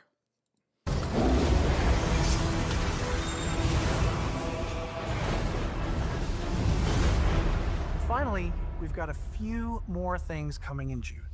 It just kills me a little bit, guys. I'm sorry, but it's a little bit disappointing. At least now we know. But it's a little bit disappointing to see the same models, the same, various terrain features that we've already seen. Why won't they give us something new for the trials? Whenever some of these dungeons come out and they've got new stuff in them, like they only do one a year. They talked about it should be special. I think it should look better. Why don't we have a trial that is like themed around like Hameus Mora or Apocrypha, like that type of zone? That would be really cool, and that's newer stuff. Like, why don't I imagine that some of it is, if I had to guess, it looks like it's defeatured for performance, but I don't know. It's a head scratcher. You could make some zones really, some parts of it really pretty to kind of like get everybody hooked a little bit, and then have the boss fight be a little bit defeatured. I don't know. Seems like there's some ways around it, but it's a little bit disappointing. Anybody else feel this way, or is this just me? Am I the crazy one? Tell me. And one that just might blow your mind, especially for our more combat-focused players, and that is subclassing. Subclassing is a brand. Knight, sorry, I gotta pause for this. Knight, you should get in the feedback team. Those suggestions are really good. Well, I appreciate it, Prophet. Are you the feedback team? You're talking about like the stream team or something, man. So one of the things with ZOS, I feel like Prophet, you haven't heard me talk about this, man, is that they long have had a culture, and we've seen this from programmers that don't work at the company anymore. Some of them here on YouTube. The thing they mentioned at the end of the stream. All right, man. I don't think they want my feedback. Is the TLDR on it, Prophet, and they have not listened to feedback for so long. And then when they do want feedback, they talk about, and I've been told this by other creators who have been on their stream team, who have been in their class representative program, that like it's really got to be sugar coated, and why would I spend a lot of my time to give them feedback if they're not going to listen? And I've seen that from other people. And so, I appreciate it, man. I appreciate it. I'm going to be honest. I know that I have really good thoughts because I have a decent understanding of games and what players want and stuff like this. And I also can understand people with a different perspective than an in-game player. But I don't think that ZOS generally is interested in listening. And I've seen that over and over again. And I've also seen them, if somebody doesn't offer criticism in a really nice way. Hey, Daedric, hey, man, could you do me a favor? Could you DM me that video that I think I might have sent to you of a creator who was glazing on ZOS to give them feedback, just so I can pull it up, man, so I don't have to search on stream, if you don't mind, if you can find it. Brand new way we've decided to help players build to their player fantasy. We've gotten a lot of feedback over the years about classes, balance, and especially class change possibilities. We're excited to finally be able to deliver on that feedback. With subclassing, you're going to be able to get much more freedom on how you build your character. Specifically, you're now going to be able to utilize skill lines from other classes, all without having to re-roll a brand new character. Once a player hits level 50, they unlock for their entire account the capability to add and remove skill lines from other classes that they see throughout Tamriel. If you created a character day one of launch and fallen in love with it, you can now experience classes like the Warden, Necromancer, and Arcanist. You can mix and match and swap those skill lines to build any combination. Ratman says, seeing a Flesh Atronach as a major enemy in the year 2025 is soul crushing. Thank you, Ratman. Thank you. Because it was like base game thing. Yeah. And also, like, has the model been updated? Is it a new kind of Atro? I don't think it is, man. I just think it's a normal Flesh Atro, the same as you'd run into in a dungeon. Yeah. Yeah, I'll look at the thing that they mentioned at the end of the stream, Prophet. I think I missed it, man. And then Ratman's, yeah, maybe that's the Worm Cult one. So, yeah, it's a shame. Healthy criticism is a good thing. It is. It is. And also, like, too, I just want to say, and I've said this before, as thank you, found it. All right, we'll pull that up. Is someone who on YouTube, I am someone who gets feedback. I don't care how I get feedback. I don't care if it's I had someone, I've told this story before, but my old audio setup, someone told me I sounded like, God, I can't remember what it was. It was funny. It was mean, but it was like, it was funny. Like I sounded like I was in a trash can or something, or like recording in a trash can rolling down the street or something, right? Like my audio sounded really bad. So first off, I don't take this stuff personally. It doesn't hurt my feelings. If someone was like, says mean things to me on the internet, I'm choosing to be on the internet. Okay. This is kind of like being like a marketing person or being someone who would be like receiving the customer feedback at ZOS. It doesn't hurt my feelings. Okay. And they can attack me personally. It's not going to hurt my feelings. You need that. You should have that. And then the other thing is, like, if it's feedback that I can do something with, I am grateful.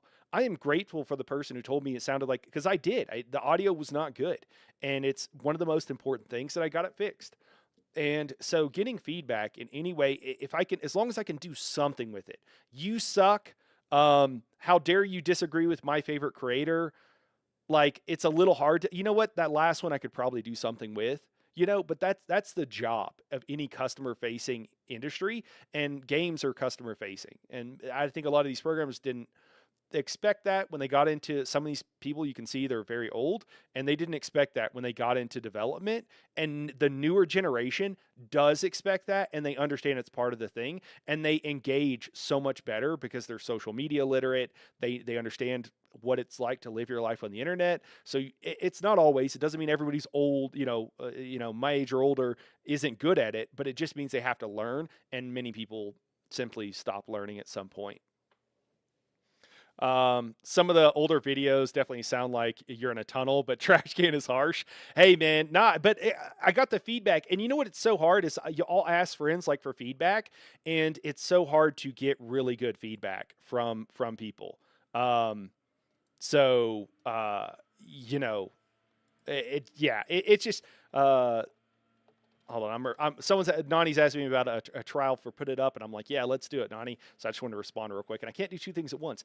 Anyways, but like it really is, if you can get good feedback, it's the best thing in the world. Okay, I'm gonna pull up something from that I think somebody sent to me the other day, and we're gonna watch it real quick just so I can show you guys.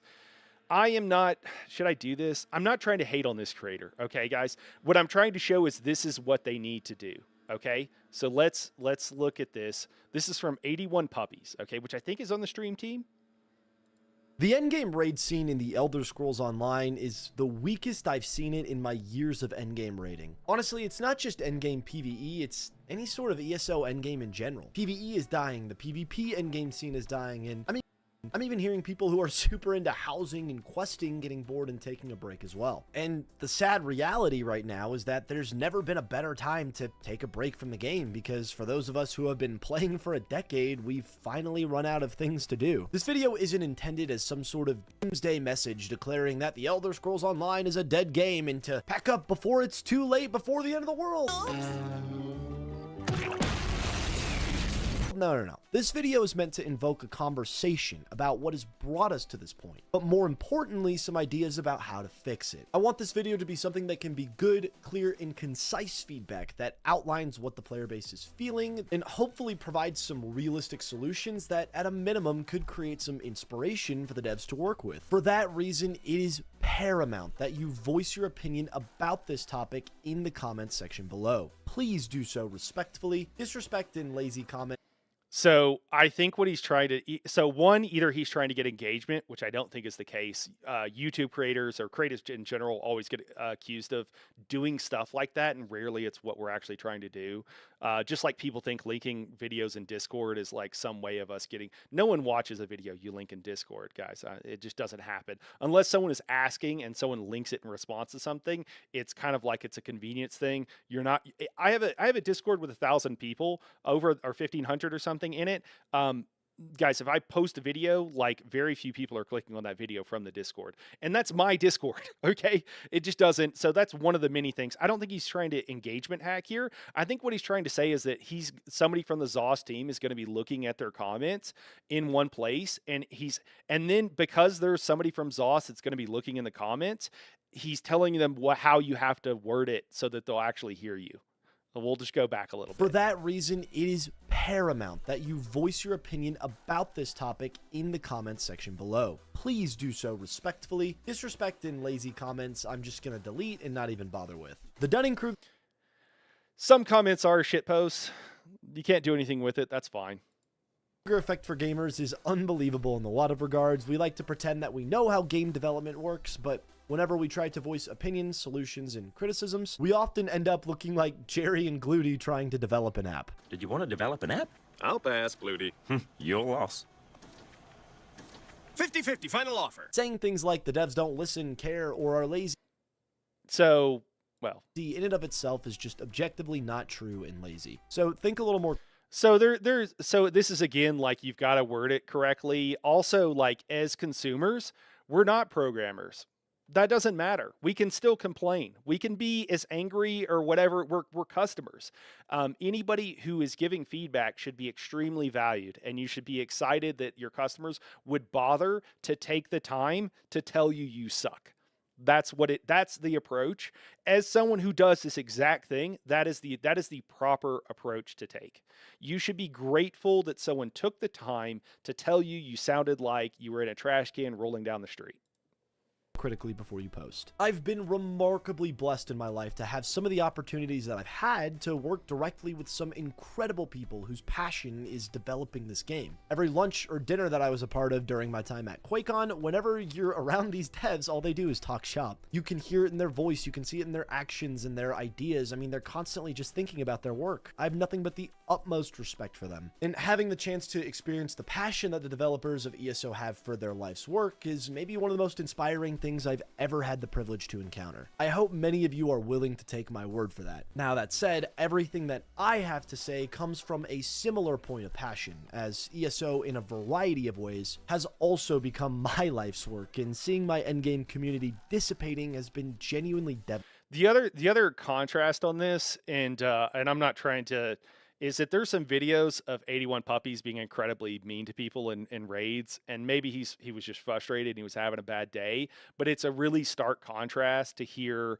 how he treats other people in a raid, and then to hear how he's glazing on the developers. Here is well glazed donuts from Puppies. Yeah, exactly. Like, and it's a really stark contrast to hear like some of his live streams, which is crazy to me, where he's like, being really mean to people, and then to hear him glazing on these. I want to get glazed this hard. Yeah. I think to understand why players are so unhappy, we need to understand what makes this game so special. In my history, all right, cool. So that was really it.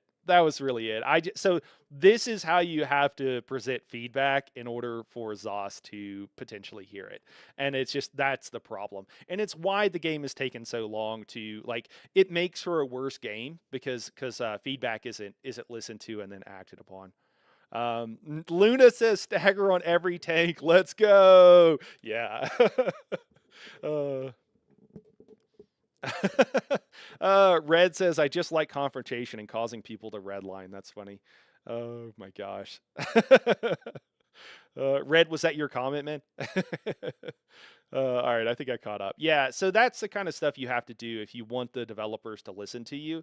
And I've been in Discords and other places, guys, where they've asked for feedback, and I've made I've completely shut it down before, not intentionally, because one of the things was like, hey, what are the bugs that are bothering you? And I was like, well, or what are the bugs that are an issue? And my question was like, I was like, well, you've got a list, right? Like, let's see your list.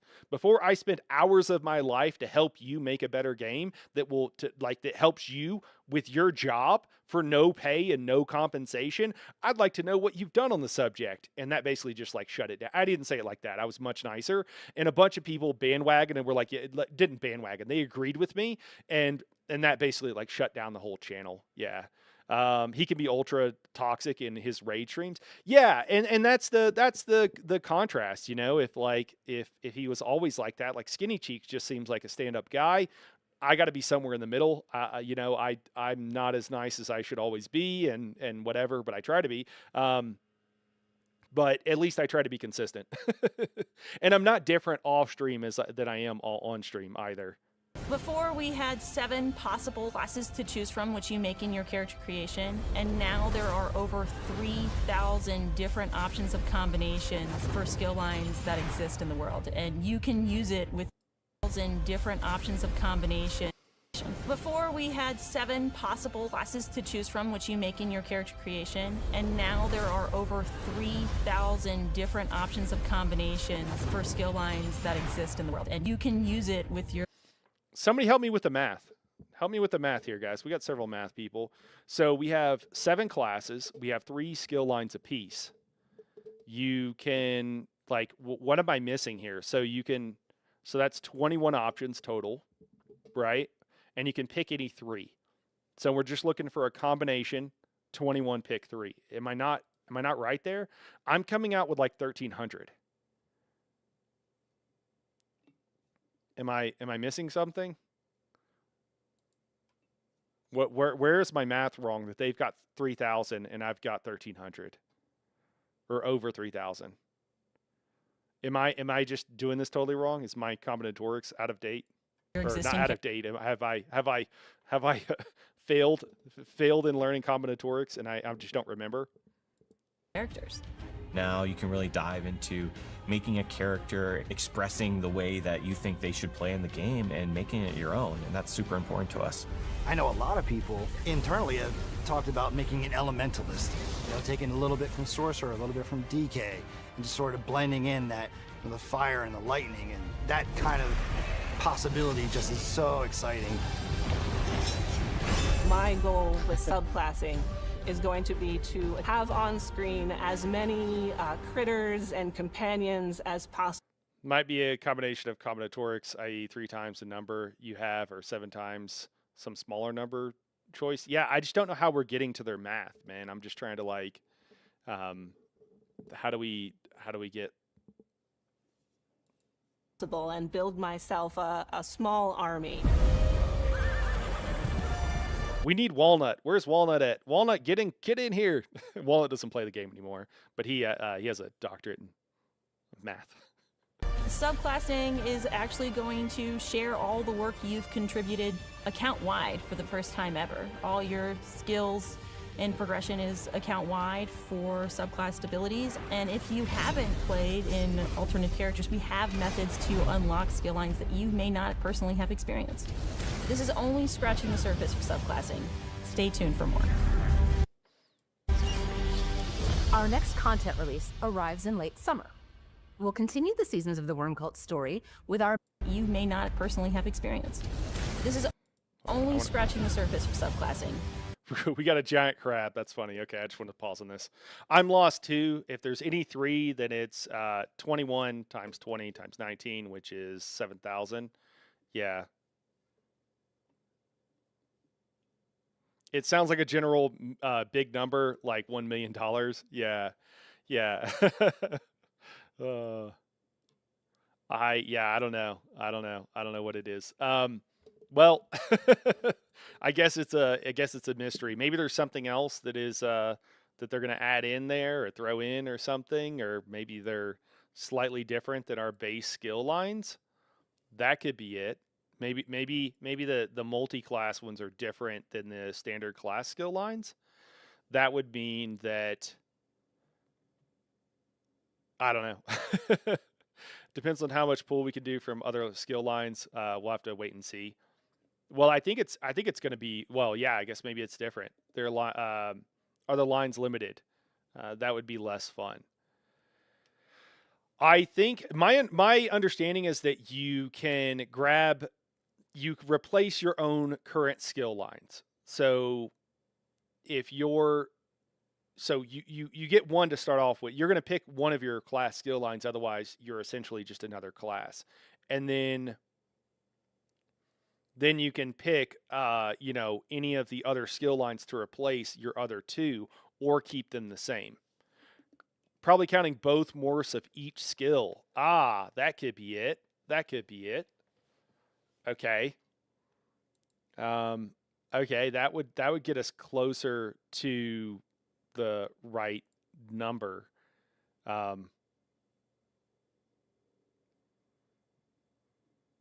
Yeah, it just Daedric, what you were doing, I think, implies order, doesn't it? But anyways, I don't know. I was thinking Templar, the highest heals per second, and Warden for the minor toughness. Yeah, I mean, grabbing Warden for the minor toughness seems like it'll be a common thing. It'll also be interesting to see how you're able to switch between one class and another. But yeah, I guess we'll find out Monday. Stay tuned. It should be pretty interesting. Well, guys, I think we're gonna. We talked about what we had to talk about. I think we'll probably call it here. Later on tonight, 8 p.m. Mountain Time, 10 p.m. Eastern, we've got a hard mode. I mean, I've got a DK healer profit that I made the other day, and I ran it in a trial, man. It actually works just fine. But yeah, we got one tonight, 10 p.m. Eastern Time. We're doing hard mode Dreadsail Reef. I am Nightblade healing that unless somebody's out and I have to swap to a different position. So we'll be back tonight for that. And then tomorrow we've got at 8 p.m. Eastern Time, we've got VSS hard mode, a Godslayer prog with Nani. Daedric's going to be there as well. And then after that, we have the same Dreadsail Reef group running again. Both those, the Dreadsail Reef group is also getting pretty close. We're progging on Teleria. So 25% is what we got to last Thursday, I think, was the lowest we've been down to. But like once we finish that last bridge and get everybody there, all we gotta do is parse it down. So I don't know, we're pretty close. We'll clear the DSR for sure. Yeah. Ratman's part of that group. A lot of people on the channel actually are part of that group. It's why I got lucky enough to be invited. So yeah, getting close on VDSR. And then before that, tomorrow, before both those runs, I'll do a stream just like this, and we'll talk about. We're usually talking about something. Sometimes I do like a little bit more conversational stream. Sometimes I'm doing like, hey, let's make a build. Like we did the DK healer build live on stream. If you're curious about that, check it out. But did you beat the VLC hard mode the other day? No, Terrell.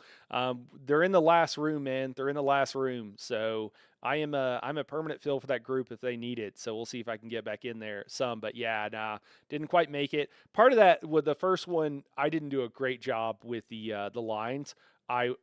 I was just kind of like filling, and I hadn't been in there before, and I was a little bit trolling, unfortunately. So I might have caused some deaths there, but that's what really needs to be sorted. Hey, Big Boop, came to the same conclusion as you, Daedric. Even with the morphs, it does not hold up. Yeah, okay, thanks, Big Boop, for dropping in and yeah, trying to figure out the math on that. The math is not math. So, anyways, but we're gonna call it here for today, guys, and we'll see you later on tonight for that trial, and then tomorrow we'll have a little bit more of a conversational stream. We'll see what we're talking about. I'm not exactly sure with this stuff. Maybe there's something else we could talk about here, and I could look at the data mine now that we have some stuff confirmed that it is coming out. I take data mines with a grain of salt. I don't want to be someone who's spreading misinformation. Sometimes those data mines are about stuff that was like, maybe it's months and months off or years off or whatever. So I didn't want to talk about it if it wasn't coming out, but we could maybe look at some of that stuff, or maybe we look at another build. We've talked about that as well. We'll have to see. Check out the thumbnail to find out. But guys, we'll catch you in a little bit, and yeah, hope you guys have a good rest of your day. Looking good for ESO in 2025, so that's great news. All right, guys, we'll see you soon. Thanks, everybody.